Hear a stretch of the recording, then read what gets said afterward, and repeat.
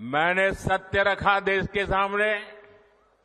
कांग्रेस आपकी संपत्ति छीनकर, मैं कांग्रेस से जानना चाहता हूं, आखिर कांग्रेस सच्चाई से इतना डरती क्यों है?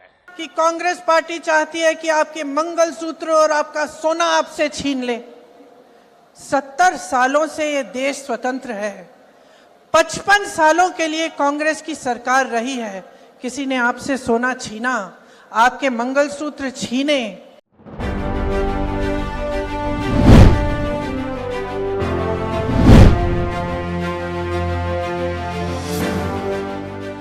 नमस्कार। देखिए, आज एक बड़ा चिंता का विषय जो है हम अपने देश के लिए लेके आए हैं। हम बार बार भावी मानेसर समाचार पत्र व अपने सोशल मीडिया के माध्यम से, यूट्यूब के माध्यम से, हमारे चैनल के माध्यम से ये बात बार बार हम बताते आए हैं कि आध्यात्मिक से जब टेक्निक जुड़ती है तो सर्वोदय होता है। दूसरा, वहीं आध्यात्मिक से जब पॉलिटिक्स जुड़ जाती है तो वहाँ सर्वनाश बिल्कुल निश्चित है। ये सूत्र भी है। दूसरा, अब देखना यह है कि सर्वनाश की तरफ जा कौन रहा है। क्या हमारी राजनीति इतनी गिर गई कि भारत जो है वो गर्त में जा रहा है, भारत ही सर्वनाश की तरफ जा रहा है? क्यों कि पॉलिटिक्स को आध्यात्मिक से जोड़ के जो सहारा लिया जा रहा है वो किसी के भी हक में नहीं है। आज का जो दौर चल रहा है, सत्ता को हथियाने का जो दौर चल रहा है, एक दूसरे नेता जो है, एक एक पार्टियां जो है आरोप प्रत्यारोप, उन्हीं पार्टियों के नेता जो है दूसरी पार्टियों में विलय हो जाना, दूसरी पार्टियों के नेता दूसरी पार्टियों में विलय हो जाना, फिर उनके ऊपर आरोपों का भंडार लगना। और जनता की ये मजबूरी रही है कि किसी ना किसी पार्टी को तो वोट देना उनकी मजबूरी है। और इसी चीज़ का, इसी बात का फ़ायदा ये नेता लोग उठा के, क्या हम और आप सभी इतने गुमराह हो गए कि इनकी जो भावनाएं हैं, यानी इनका जो सत्ता हथियाने का जो एजेंडा है, उसको हम और आप समझ ही नहीं पा रहे हैं? क्या ये वाकई भारत के उत्थान का कार्यक्रम कर रहे हैं कि या भारत को बहुत बड़े ओहदे पे ले जाने के लिए इस तरह के जो है भाषण दिए जा रहे हैं? क्या वाकई ही आज के जो दौर जो आज का चल रहा है उसमें एक समुदाय दूसरे समुदाय से इतना खिलाफ हो जाए कि अपनी सत्ता को हथियाने के लिए किसी का भी सहारा लिया जाए, आपसी भाईचारे को बिल्कुल ख़त्म कर दिया जाए, जैसा अभी हरियाणा में भी साफ साफ देखने। देश के प्रधानमंत्री को अपनी सत्ता पे काबिज रहने के लिए जो सहारा लिया जा रहा है कि कांग्रेस का मुस्लिम लीगी मैनिफेस्टो है, देशवासियों की सारी संपत्ति का सर्वे और महिलाओं के मंगलसूत्र को जो है घुसपैठियों को दे दिया जाएगा। पहले जब उनकी सरकार थी उन्होंने कहा था कि देश की संपत्ति पर पहला अधिकार मुसलमानों का है। इसका मतलब ये संपत्ति इकट्ठी करके किसको बांटेंगे? जिनके ज्यादा बच्चे हैं उनको बांटेंगे, घुसपैठियों को बांटेंगे। क्या आपकी मेहनत की कमाई का पैसा घुसपैठियों को दिया जाएगा? ज़्यादा बच्चे वालों को बांट दी जाएगी उनकी संपत्ति। इस तरह के जो भाषण दिए जा रहे हैं। हालांकि प्रियंका गांधी ने इस बात का जवाब बड़े अच्छे लहजे में दिया है, आप सुन लीजिए। कैसी बहकी बहकी बातें। पिछले 2 दिनों में अब ये शुरू हुआ है कि कांग्रेस पार्टी चाहती है कि आपके मंगलसूत्र और आपका सोना आपसे छीन ले। 70 सालों से ये देश स्वतंत्र है। 55 सालों के लिए कांग्रेस की सरकार रही है। किसी ने आपसे सोना छीना, आपके मंगलसूत्र छीने। इंदिरा गांधी ने अपना सोना, जब जंग हुई थी, अपना सोना देश को दिया। मेरी मां का मंगलसूत्र इस देश को कुर्बान हुआ है। दूसरा, हमारा ये कहना है बार बार कि इस तरह की उपलब्धियां गिनवा के, इस तरह की बातों को करके समुदाय से एक समुदाय को जो है फूट डालने का जो काम किया जा रहा है, क्या ये सत्ता हथियाने का एजेंडा नहीं है? क्या हम और आप इस बात को नहीं समझ पा रहे? हम अगर मोटे दिमाग में समझेंगे तो जिन लोगों ने सत्ता में रहते हुए, भले ही वो चाहे सरपंच रहा, चाहे पंच रहा, चाहे मंत्री रहा, चाहे इनसे बड़े ओहदे पे एमपी रहा, ऐसे ऐसे बहुत से लोग रहे हैं जिनको लोगों ने, पब्लिक ने जो है कई बार उसी सीट पे विराजमान किया है। क्यों कि उन्होंने कभी भी इस तरह के भाषण नहीं दिए। उन्होंने उनके पब्लिक ने उनके कामों को देखा है। बहुत से सरपंच ऐसे हैं, 5-5 योजनाएं जो हैं हार के उनको खुद पद छोड़ना पड़ा कि भाई मेरी उम्र नहीं रही, अब मैं नहीं संभाल पाऊंगा। ऐसे ऐसे बहुत से सरपंच रहे हैं जिनको कामों की सराहना करने की जरूरत नहीं पड़ी और पब्लिक ने उनको बिना ही जो है चुनाव के उस पद पे बैठाया है। और मैंने कुछ सत्य देश के सामने रखा और पूरी कांग्रेस और इंडी गठबंधन में ऐसी भगदड़ मची है, ऐसी भगदड़ मची है। मैंने सत्य रखा देश के सामने। कांग्रेस आपकी संपत्ति छीनकर उनके खास लोगों को बांटने की गहरी साजिश रचकर बैठी है। 2-3 दिन पहले मैंने कांग्रेस की इस वोट बैंक की राजनीति, तुष्टीकरण की राजनीति का पर्दाफाश किया था। मैं कांग्रेस से जानना चाहता हूं, आखिर कांग्रेस सच्चाई से इतना डरती क्यों है?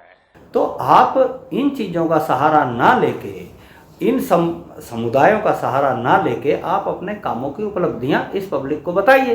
तो सीधी सी बात है कि कोई क्यों नहीं चाहेगा कि देश का विकास हो, हमारा विकास हो। बहुत सी बातें रोज़ सुनने में आ रही हैं। नौकरियों के बारे में सबको पता है कि कहीं भी नौकरी का कहीं जिक्र नहीं है। सरकारी नौकरियां रोज़ विपक्ष जो है आरोप लगा रहा है कि लाखों नौकरियां जो हैं वो खाली पड़ी हैं, लेकिन इस बारे में कोई बात जो है भाजपा नहीं कह रही है। दूसरा जो है इन चीज़ों का ही बार बार सहारा धर्म के नाम पे ही इस बात का सहारा लेके खुद को जो है क्या आखिर दिखाना चाहते हैं। क्या होगा? उन्होंने मैनिफेस्टो में तो लिखा है कि आपकी संपत्ति का सर्वे करेंगे। हमारी माताओं बहनों के पास जो स्त्री धन होता है, जो मंगलसूत्र होता है, उसका सर्वे करेंगे। और फिर उनके एक नेता ने तो भाषण में कहा एक्सरे किया जाएगा, एक्सरे किया जाएगा। मतलब आपके घर में अगर बाजरे के अंदर डिब्बे में भी कुछ रखा है तो वो भी एक्सरे करके खोजा जाएगा। दीवार में कहीं रखा है तो उसको भी एक्सरे करके खोजा जाएगा। पूरा एक्सरे करने वाले की घोषणा की है और उनके नेता ने पब्लिकली कहा है। और फिर आपकी सारी संपत्ति, जरूरत से ज्यादा जो भी होगा वो उनका कब्जा करेगी उनकी सरकार, कहते हैं, और फिर लोगों को बांट देंगे। हिंदू के नाम पे या मुसलमान के नाम पे या सिख के नाम पे या ईसाई के नाम पे हमारे भारतवर्ष में शुरू से ही हिंदू मुस्लिम सिख ईसाई सब हैं भाई भाई का नारा जो है रहा है। और हमारा ये मानना है कि इसको बरकरार ही ये नेता रहने दें तो ज़्यादा अच्छा है। क्यों कि अगर चारों, हालांकि शुरू से एक ही हैं, आज भी एक ही हैं, किसी नेता के बहकाव में आके कुछ भाई अगर गुमराह हो भी गए तो वो दोबारा से उसी परिस्थिति में आ जाते हैं। क्योंकि नेताओं की करनी और कथनी को वो जब समझ जाते हैं तो आपसी भाईचारा फिर से वो कायम कर लेते हैं। तो हमारा तो यही अनुरोध है कि इस तरह की जो राजनीति आज सत्ता के लोलुप जो नेता हैं, चाहे वो प्रधानमंत्री हो, चाहे वो मंत्री हो, चाहे वो मुख्यमंत्री हो, हथियाने की कोशिश कर रहे हैं। उनका उद्देश्य सिर्फ और सिर्फ अगर आध्यात्मिक से वो पॉलिटिक्स को जोड़ रहे हैं तो उनका उद्देश्य ना कि हमारे आपके देश के उत्थान का है, बल्कि केवल और केवल सत्ता हथियाने का है। इससे सावधान रहें, भले ही पार्टी कोई भी हो। मणिपुर में एक जवान की बीवी को का वस्त्र हरण करके पूरे देश के सामने चलाया। मोदी जी चुप थे, कुछ नहीं बोले। उसके मंगलसूत्र के बारे में नहीं सोचा उन्होंने, पलक नहीं झपकाई उन्होंने। और आज चुनाव के लिए, वोटों के लिए महिलाओं को ऐसी बातें कर रहे हैं, डरा रहे हैं ताकि डर के वो वोट दें।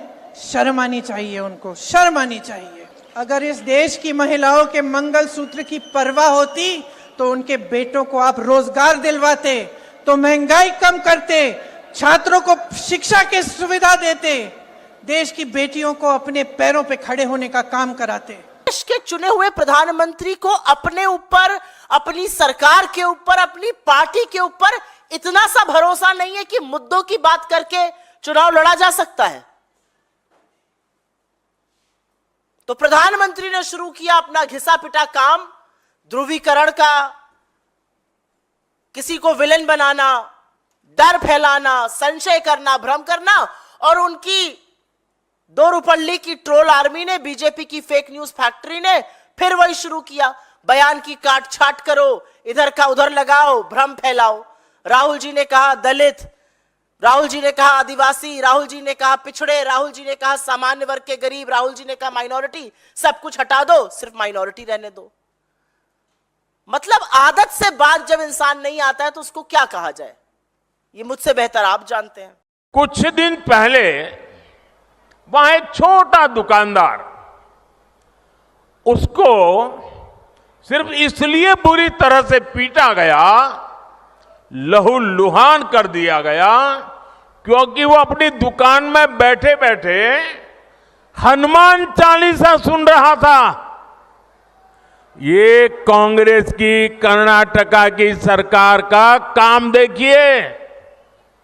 अपनी छोटी सी दुकान में एक गरीब आदमी भक्ति भाव से प्रभु हनुमान जी का स्मरण करते हुए हनुमान चालीसा सुन रहा था, उसको लहूलुहान कर दिया गया। आप कल्पना कर सकते हैं, कांग्रेस के राज में हनुमान चालीसा सुनना भी गुनाह हो जाता।